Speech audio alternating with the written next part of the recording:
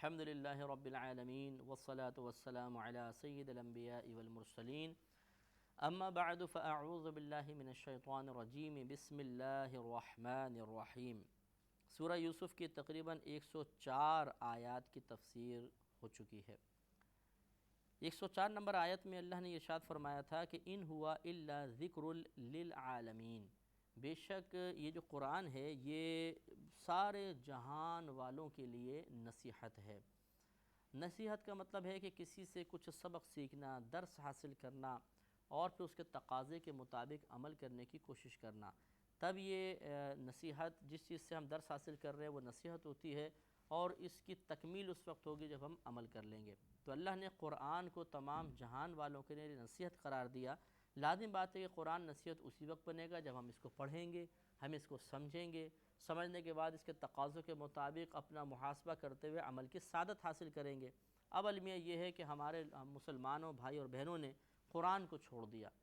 قصے، کہانیاں، مختلف قسم کی بے سروپا باتیں ہمارے درمیان، ضعیف اور بعض اوقات جھوٹی موضوع احادیث اتنی معاشرے میں عام ہو گئی ہیں کہ انسان انہی حدیثوں کو بیان کر کر کے دوسروں کو بھی دھوکے میں مبتلا کر رہا ہے اور خود بھی دھوکے میں مبتلا ہو رہا ہے۔ چھوٹی چھوٹی بات پر بڑے بڑے فضائل بیان کیے جاتے ہیں، جس پر قوم بڑی خوش ہو جاتی ہے کہ جی بڑا، بس اب تو انشاءاللہ بس یہ کام کر لو نجات ہو گئی۔ پھر قرآن پڑھنے کی کیا ضرورت؟ یقینی سی بات ہے، پھر کیوں کسی کے دل میں قرآن پڑھنے کی تمنا بیدار ہوگی؟ قرآن سے نصیحت آدمی کیوں حاصل کرے گا؟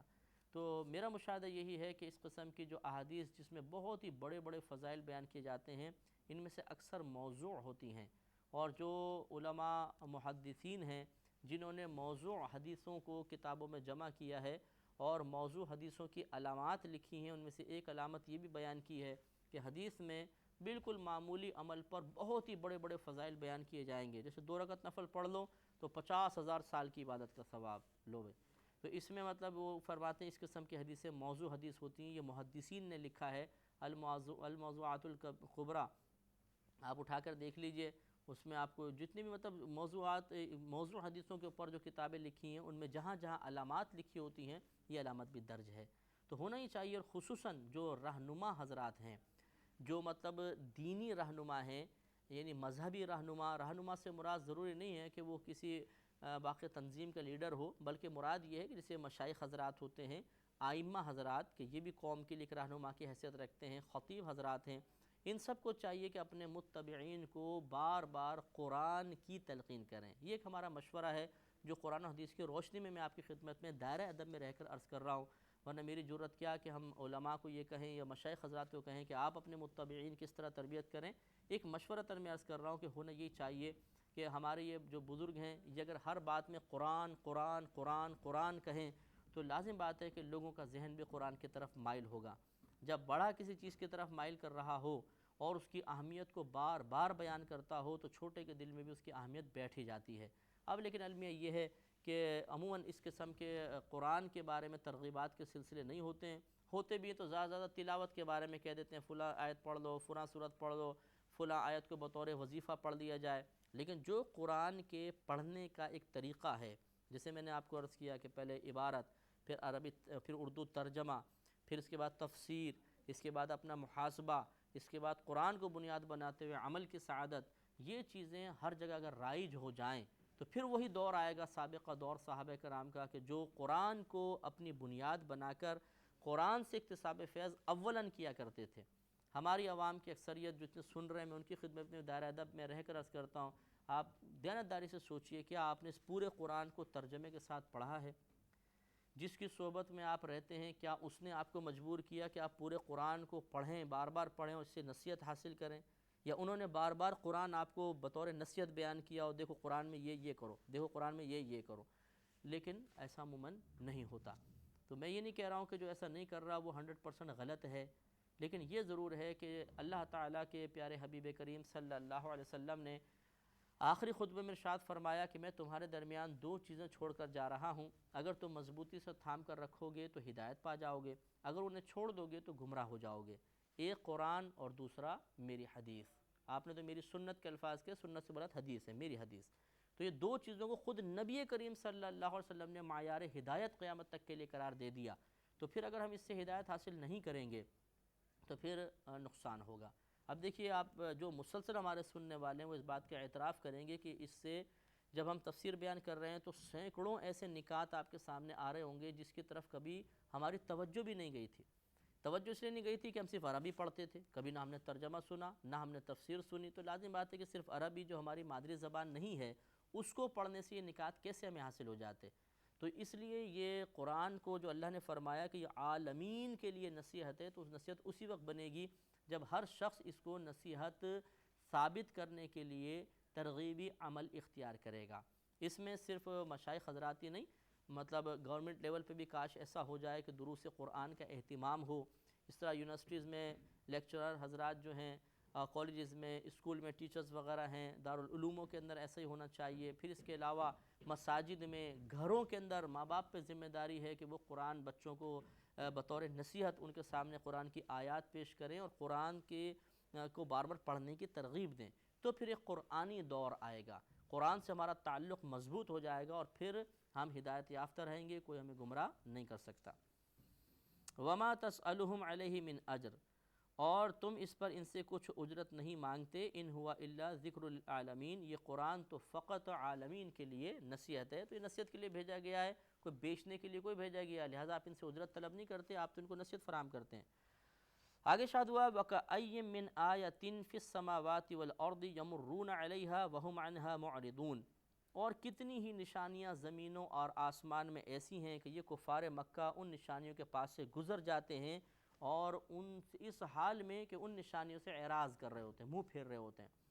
یعنی پچھلی قوموں کے جو آثار یہاں مراد ہیں، نشانیوں سے مراد پچھلی قوموں پر جو عذاب نازل ہوا ان کے جو بقیہ آثار تھے، کھنڈرات، ان کے مکانات کے تھوڑے بہت اینٹیں، دیواریں، تو یہ چیزیں عبرت فراہم کر رہی تھیں۔ اللہ تعالیٰ نے اس کو بطریق مذمت بیان فرمایا کہ یہ ان کا ایک برا طریقہ ہے کہ ایسی معذب بستیوں کے پاس سے گزرنے کے باوجود نگاہ عبرت نہیں ڈالتے، منہ پھیر کے نکل جاتے ہیں۔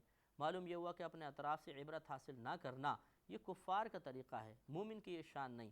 قلب مومن ہر چیز سے عبرت حاصل کرتا ہے، وہ اگر کسی کو مرتے ہوئے دیکھتا ہے، کسی کو لٹتے ہوئے دیکھتا ہے، کسی کو ڈوبتے جلتے ہوئے دیکھتا ہے، کسی کو ترقی کرتے ہوئے دیکھتا ہے، کسی کو تنزلی کا شکار ہوتے دیکھتا ہے، تو ہر چیز میں عبرت کے پہلو ڈھونڈ لیتا ہے اور اس سے اپنے لیے ایک سبق حاصل کرتا ہے۔ یہی اچھی چیز ہوتی ہے۔ اگر ہم اطراف میں بے پرواہی کی نگاہ ڈالیں گے، جس سے ہماری عادت ہے کہ اپنے گھر سے نکلے، گھر میں داخل ہونے تک سینکڑوں چیزیں دیکھتے ہیں، ادھر دیکھیں گے، ادھر دیکھیں گے، وہ آگے دیکھا، پیچھے دیکھا، لیکن عبرت کوئی حاصل نہیں کرتے، وقت گزاری، حفظ نفس، سکون نفس مطلوب ہوتا ہے۔ جو ویگنوں بسوں میں سفر کرتے ہیں آپ نے دیکھا ہوگا کہ کھڑکی کی سیٹ حاصل کرنے کے لیے بڑی تگ و دو کی جاتی ہے، دھکا مار کے پہنچتے ہیں، نتیجہ کیا نکلتا ہے کہ بیٹھ کے کرنا کیا ہوتا ہے، یا تو سو جاتے ہیں یا باہر اصل میں نظارے کرنے ہوتے ہیں، اور نظارے بھی کس لیے؟ وقت گزاری کے لیے۔ ہر نظارے سے کوئی سکون، کوئی لذت، کوئی مزہ حاصل کرنا مقصود ہوتا ہے، عبرت مقصود نہیں ہوتی ہے، لہٰذا عبرت حاصل کرنا ہم نے چھوڑ دیا اور یہ کفار کا طریقہ ہے۔ ہمیں کوشش کرنی چاہیے کہ ہر چیز سے عبرت حاصل کریں، جیسے کہ ہمارے نبی کریم صلی اللہ علیہ وسلم اور صحابہ کرام کا طریقہ تھا۔ آگے ارشاد فرمایا کہ وَمَا يُؤْمِنُ أَكْثَرُهُمْ بِاللَّهِ إِلَّا وَهُمْ مُشْرِكُونَ، اور ان میں سے اکثر وہ ہیں کہ اللہ تعالیٰ پر یقین نہیں لاتے مگر شرک کرتے ہوئے، یعنی مشرک ہوتے ہوئے پھر اللہ پہ یقین لاتے ہیں۔ جیسے کہ ہم نے آپ کو پہلے بھی عرض کیا تھا کہ کفار کے اندر کثیر ایسے تھے کہ جب ان سے پوچھا جاتا کہ تمہارا خالق کون ہے تو وہ کہتے اللہ، تمہیں رزق کون دیتا ہے تو وہ کہتے تھے اللہ تعالیٰ، پھر ان سے کہتے پھر تم کیوں شرک کرتے ہو، کیوں بتوں کی عبادت کرتے ہو، تو ان کا جواب یہ ہوتا تھا کہ دراصل ہم ان بتوں کی عبادت اس لیے کرتے ہیں تاکہ یہ بت ہمیں اللہ کی بارگاہ میں مقبول بنا دیں۔ تو انہوں نے ان بتوں کو بارگاہ الہی میں مقبول ہونے کا وسیلہ بنایا، لیکن یہ جو طریقہ وسیلہ بنانے کا اختیار کیا وہ یہ تھا کہ وہ ان کی عبادت کیا کرتے تھے، اور یہ غلط طریقہ تھا، اس لیے ان کو مشرک قرار دیا گیا۔ افا امینو ان تأتیہم غاشیۃ من عذاب اللہ، کیا اس سے افا امینو، کیا وہ اس سے پرامن ہو بیٹھے ہیں کہ ان کے پاس اللہ تبارک و تعالیٰ کا عذاب آ کر انہیں گھیر لے، او تأتیہم الساعۃ بغتۃ، یا ان پر اچانک قیامت آ جائے، وہم لا یشعرون، اور انہیں خبر بھی نہ ہو۔ تو یہ اللہ تعالیٰ نے تنبیہ فرمائی کہ یہ ڈھیل دینے کی عادت کریمہ دیکھ کر کہ اللہ تعالیٰ ان پر عذاب نازل نہیں فرما رہا، کیا یہ اس بات کا انتظار کر رہے ہیں کہ اللہ کا عذاب آ کے ان کو گھیر لے یا قیامت اچانک ان پر آ جائے۔ لہذا مراد کیا ہے کہ ان کو توبہ کرنی چاہیے اور تائب ہو کر اللہ تبارک و تعالیٰ کی گرفت کے وقت سے پہلے کچھ نجات کا سامان کرنا چاہیے۔ قل، اے حبیب کریم صلی اللہ علیہ وسلم آپ فرما دیجئے، ہذہ سبیلی، یہ میرا راستہ ہے، یہ میرا راستہ ہے، یعنی یہ جو میں قرآن پہ چل رہا ہوں، جو میں دین کی دعوت دے رہا ہوں، تبلیغ دین کر رہا ہوں، اللہ کی بارگاہ میں قرب حاصل کرنے کے اعمال تمہیں تعلیم کر رہا ہوں، میں تمہیں توحید کی دعوت دے رہا ہوں، یہ سب میرا راستہ ہے۔ ادعو الی اللہ، میں اللہ تعالیٰ کی طرف بلاتا ہوں، علی بصیرۃ انا ومن اتبعنی، اور میں بھی اور جو میری پیروی کر رہے ہیں وہ باطنی بصیرت رکھتے ہیں۔ باطنی بصیرت کا مطلب کہ ہمیں معلوم ہے کہ بظاہر ان چیزوں کو تم ایک اگر عجیب و غریب تصور کرو کہ دیکھ خدا جس کو دیکھا بھی نہیں اس کی عبادت، لیکن ہم باطنی بصیرت رکھتے ہیں، ہم جانتے ہیں کہ وہ خدا اپنے آپ کو ظاہر نہیں فرمانا چاہتا، وہ کسی کے سامنے آئے گا نہیں، اس لیے کہ اس کی ذات کا ادراک، اس کا تصور ہم کر ہی نہیں سکتے، وہ لیس کمثلہ شیء، اللہ تعالیٰ کسی کی مثل نہیں ہے۔ ہاں اسے باطنی بصیرت سے پہچانا جا سکتا ہے اور یہ سعادت مندوں کا حصہ ہے۔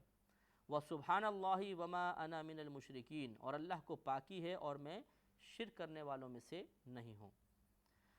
پھر اللہ نے ارشاد فرمایا کہ وَمَا أَرْسَلْنَا مِن قَبْلِكَ إِلَّا رِجَالًا، اور ہم نے آپ سے پہلے فقط مردوں کو ہی رسول بنا کر بھیجا۔ جتنے رسول بھیجے سب کے سب مرد تھے، کوئی عورت، کوئی مطلب فرشتہ وغیرہ وہ رسول بن کر نہیں آیا۔ یہ بھی کفار کا رد تھا کہ انہوں نے کہا کہ آپ کو کیوں بھیجا؟ اللہ تعالیٰ اگر بھیجنا چاہتا کسی کو قاصد بنا کے کسی فرشتوں کو بھیج دیتا۔ تو اللہ تعالیٰ نے ان کو تنبیہ فرمائی کہ یہ نبی کریم صلی اللہ علیہ وسلم کے ساتھی بشر یا مرد ہونا تو خاص نہیں ہے، ان سے جو پہلے انبیاء علیہ السلام آئے ان کے بارے میں کیا خیال ہے؟ جتنے بھی آئے سب کے سب مرد تھے، تو ان پر پھر یہ طنز کیوں؟ نوحی الیہم من اہل القریٰ، جنہیں ہم وحی کرتے ہیں، اور جتنے بھی رسول ہم نے بھیجے من اہل القریٰ، یہ شہر میں رہنے والے تھے، ان سب کی سکونت شہر میں تھی۔ اس سے حضرت ابن عباس رضی اللہ تعالیٰ عنہ نے نتیجہ مرتب کیا کہ کبھی کسی نبی کو گاؤں سے منتخب نہیں کیا گیا، یعنی کہ کوئی گاؤں سے نہیں، سب شہر میں رہنے والے تھے، اور جنات نہیں تھے، کوئی عورت کبھی نبی نہیں بنی، اور اس طرح فرشتہ کبھی نبی نہیں ہوا، صرف مرد ہوئے اور شہر میں رہنے والے تھے۔ کتاب انزلناه الیک مبارک لیدبروا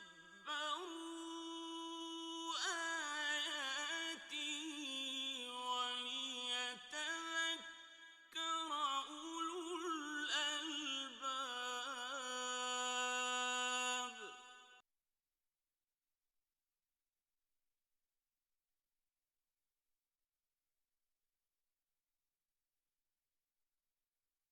کتاب انزلناه الیک مبارک لیدبروا آیاته ولیتذکر اولو الالباب۔ افلم یسیروا فی الارض، تو کیا یہ لوگ زمین میں سیر نہیں کرتے، چلتے پھرتے نہیں ہیں؟ فینظروا، تو انہیں چاہیے تو دیکھو، تو یہ کیا یہ زمین میں کیوں سیر نہیں کرتے ہیں؟ اگر ایسا ہوتا تو یہ دیکھتے کیف کان عاقبۃ الذین من قبلہم، کہ جو ان سے پہلے تھے ان کا کیا انجام ہوا۔ اب یہ سفر تو کرتے تھے، لیکن پیچھے اللہ نے وہی بیان فرمایا کہ یہ جب گزرتے ہیں ان آیات کے پاس سے تو منہ پھیر لیتے ہیں، یعنی اس سے کوئی عبرت حاصل نہیں کرتے۔ وَلَدَارُ الْآخِرَةِ خَيْرٌ لِّلَّذِينَ اتَّقَوْا أَفَلَا تَعْقِلُونَ، اور بے شک آخرت کے گھر پرہیزگاروں کے لیے بہتر ہے، تو کیا تمہیں عقل نہیں ہے؟ کیا تم عقل نہیں رکھتے ہو؟ تو مراد یہ ہے کہ جو اخروی معاملات ہیں اس کی بہتری خاص ہے ان لوگوں کے ساتھ جو اللہ تبارک و تعالیٰ کے لیے تقوی اور پرہیزگاری اختیار کرتے ہیں۔ اس سے معلوم یہ ہوا کہ صرف مسلمان ہو جانا کافی نہیں ہے، اس کے بعد ایک اور منزل ہے نیک اعمال کی، تقوی کی، پرہیزگاری کی، اور آخرت کا اچھا انجام انہی متقین کے لیے ہے۔ اس لیے ہمیں چاہیے کہ تقوی اختیار کریں، پرہیزگاری اختیار کریں، اور جنت کے حصول کے لیے چند نمازوں یا صرف فقط چند روزوں کو بنیاد نہ بنائیں، بلکہ گناہوں سے اجتناب کو بھی لازم اور ضروری سمجھیں۔ حتیٰ اذا استیأس الرسل، یہاں تک کہ جب رسولوں کو ظاہری اسباب کی امید نہ رہی، یعنی جب رسول مایوس ہو گئے، کیا مطلب؟ ظاہری اسباب سے مایوس ہو گئے. وَظَنُّوا أَنَّهُمْ قَدْ كُذِبُوا، اور ان نبیوں کو گمان ہوا، ان لوگوں نے گمان کیا، یعنی جو لوگ پچھلے دور میں تھے، انبیاء علیہ السلام نے ان کو تبلیغ کی لیکن پھر بھی یہ مطلب ان کے باتیں نہیں مانتے تھے. تو وَظَنُّوا، ان لوگوں نے گمان کیا، أَنَّهُمْ قَدْ كُذِبُوا، کہ بے شک یہ ضرور جھوٹ بولے گئے ہیں، ان کو جھوٹی خبریں دی گئی ہیں. جَاءَهُمْ نَصْرُنَا، تو آئی ان کے پاس ہماری مدد. گویا کہ نبی کریم کے تسلی کے لیے بیان فرمایا. یہ 13 سال تک نبی کریم صلی اللہ علیہ وسلم مسلسل آزمائش میں رہے تھے مکہ المکرمہ میں، پھر 10 سال مدینہ منورہ میں. تو یہ تسلی کے لیے بیان فرمایا کہ پچھلے دور میں بھی ایسا ہوتا رہا ہے کہ بعض اوقات انبیاء علیہ السلام ظاہری اسباب سے بالکل مایوس ہو گئے کہ کوئی مدد کا راستہ نظر نہیں آتا تھا، ہر طرف کفار، جان کے دشمن، اور جو لوگ وہاں پہ موجود تھے وہ بھی یہ سمجھتے تھے کہ ان انبیاء علیہ السلام کو تو مطلب انہوں نے جھوٹ بولا ہے، ان کو جھٹلا دیا گیا ہے. لیکن پھر اچانک اللہ تعالیٰ کی مدد آ جاتی تھی. فَنُجِّيَ مَن نَّشَاءُ، تو جسے ہم نے چاہا اسے بچا لیا گیا. وَلَا يُرَدُّ بَأْسُنَا عَنِ الْقَوْمِ الْمُجْرِمِينَ، اور ہمارے عذاب کو مجرم قوم سے پھیرا نہیں جاتا ہے. جب اللہ کا عذاب آ جاتا ہے تو مجرم قوم تک ضرور پہنچتا ہے. لَقَدْ كَانَ فِي قَصَصِهِمْ عِبْرَةٌ لِأُولِي الْأَلْبَابِ، بے شک ان کی خبروں سے، یعنی جو ہم نے آپ کو خبریں دیں، جو قصے ہم نے ان لوگوں کے بیان کیے، اس میں عقل والوں کے لیے عبرت ہے. عقل والوں کے لیے گویا کہ معلوم یہ ہوا کہ عبرت وہی حاصل کرے گا جس میں عقل ہے. تو معذرت کے ساتھ اس کا مطلب ہے کہ جو ان قرآنی واقعات کو سننے کے باوجود، ان قصوں کو سننے کے باوجود عبرت حاصل نہ کرے اور بے پرواہی سے پڑھ کر آگے نکل جائے تو وہ صاحب عقل تصور نہیں ہوگا شریعت کی زبان میں، وہ اولی الالباب میں سے نہیں ہے. تو اس کا مطلب یہ نادانی کا فعل ہوگا کہ ہم قرآن پڑھیں لیکن اس سے عبرت حاصل نہ کریں. ما کان حدیثا یفترا، یہ کوئی اپنے پاس سے گھڑی ہوئی بات نہیں ہے، یعنی قرآن عظیم جو ہے کوئی اپنے پاس سے گھڑا ہوا نہیں ہے. وَلَكِن تَصْدِيقَ الَّذِي بَيْنَ يَدَيْهِ وَتَفْصِيلَ كُلِّ شَيْءٍ، اور لیکن یہ ان چیزوں کی، یہ جو اس سے پہلے جو کام ہو چکے ہیں ان سب کی تصدیق ہے. یعنی قرآن پہلے والے واقعات کی، پہلے والے احکامات، بہت سے احکامات کی، پہلے والی کتابوں کی تصدیق کر رہا ہے. وہ تفصیل کل شیء، اور ہر چیز کا مفصل بیان ہے. اس میں تمام چیزوں کا مفصل بیان ہے، لیکن اس انداز سے کہ وہ اس کی تفصیل بھی اجمال میں پوشیدہ ہے، چھپی ہوئی ہے. جیسے موتی سیپ کے اندر بند ہوتا ہے، اس کو کھولنا ماہر شخص کا کام ہے کہ وہ غوطہ لگائے گا، سیپی کو پہچانے گا، پھر اس میں سے موتی نکالے گا. اسی طریقے سے اس میں مفصل بیان ہے لیکن اجمال کے اندر پوشیدہ ہے، اختصار کے اندر چھپایا گیا ہے. اس کو کھولتا وہی ہے پھر جو مفسر و مجتہد ہوتا ہے. وَہُدًى، اور یہ ہدایت ہے. وَرَحْمَةً لِقَوْمٍ يُؤْمِنُونَ، اور یہ رحمت ہے مومن قوم کے لیے، اس قوم کے لیے جو ایمان رکھتے ہیں. یہاں تک آ کر سورہ یوسف کا اختتام ہوا. اس میں تقریباً 111 آیات تھیں. یوسف علیہ السلام کے واقعے سے ہمیں بہت زیادہ عبرت حاصل ہوتی ہے، اور اس میں بہت سارے نکات اللہ تبارک و تعالی نے بیان فرمائے، جن کی تفصیل وقتاً فوقتاً میں نے آپ کی خدمت میں عرض کی. جن میں سے سب سے نفیس نقطہ، سب سے نفیس سے مراد یہ ہے کہ نفیس نقطوں میں سے ایک نفیس نقطہ یہ ہے کہ جب کوئی ہمارے خلاف برا عمل کرے تو کبھی بھی ہمیں اللہ تبارک و تعالیٰ کی رحمت سے مایوس نہیں ہونا چاہیے، اور کسی کے وقتی غلبے کو دائمی غلبہ تصور نہیں کرنا چاہیے.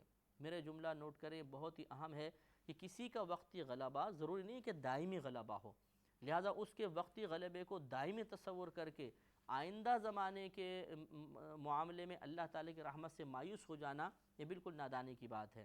یوسف علیہ السلام کے بھائی آپ پر غالب آئے، آپ کو کنویں میں ڈال دیا، لیکن یہ غلبہ زیادہ عرصے نہ چل سکا اور آپ آزاد ہو گئے، نجات پالی. اس طرح بی بی زلیخا رضی اللہ تعالی عنہا کا غلبہ کچھ عرصے تک آپ پر رہا، ان سے آپ بچ گئے. پھر آپ کو قید خانے میں ڈالا گیا، عزیز مصر کا غلبہ رہا، اس سے بھی آپ بچ گئے. اور پھر آپ کو اللہ تعالیٰ نے ایسا غلبہ عطا فرمایا کہ پھر کوئی آپ پر غالب نہ آ سکا. اسی طریقے سے ہم بھی اگر آنے والی مصیبتوں، پریشانیوں پر صبر و تحمل کا مظاہرہ کریں اور اللہ تبارک و تعالیٰ پر کامل توکل رکھتے ہوئے شریعت کے دامن کو تھام کے رکھیں، کوئی ناجائز قدم نہ اٹھائیں، تو ضرور اللہ تعالیٰ ہمیں نجات عطا فرمائے گا. اس واقعے سے بھی پتہ چلا کہ آدمی کو اپنی عزت کی، عصمت کی حفاظت کرنی چاہیے. وقتی طور پہ خواہشات نفسانی کی تکمیل رسوائی کا سبب بنتی ہے، کوئی عزت اس سے حاصل نہیں ہوتی ہے. انشاءاللہ اس پہ مزید کلام اگلے پروگرام میں کریں گے. وآخر دعوانا ان الحمدللہ رب العالمین. كتاب أنزلناه إليك مبارك ليدبروا